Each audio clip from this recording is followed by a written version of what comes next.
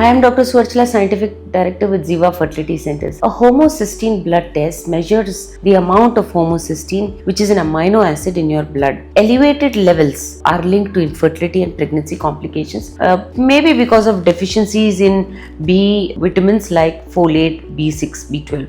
Let's look at homocysteine test in detail. To begin with, we'll see what it measures. A homocysteine test measures the levels of homocysteine, which is an amino acid produced during the metabolism of methionine. It is an amino acid.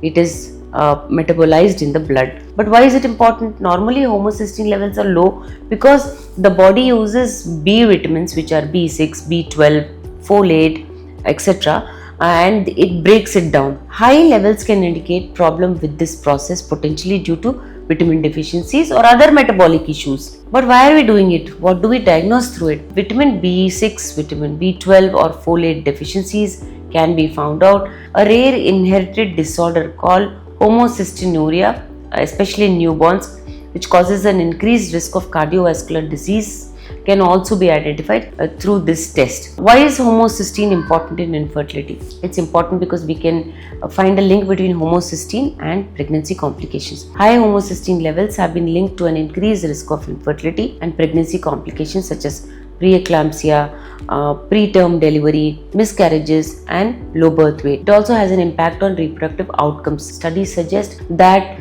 higher homocysteine levels are associated with lower fertilization rate in IVF ICSI procedures. Folic acid supplementation may improve pregnancy outcomes following frozen embryo transfer in women with a history of FET failures by lowering the homocysteine level. Lower homocysteine levels have been found to correlate with a better chance of clinical pregnancy and better embryo grades in ART or assisted reproductive technology. High homocysteine can damage the inside of arteries and increase the risk of blood clots, which can affect blood flow to the uterus and ovaries. Homocysteine may also interfere with the normal development and function of endometrium.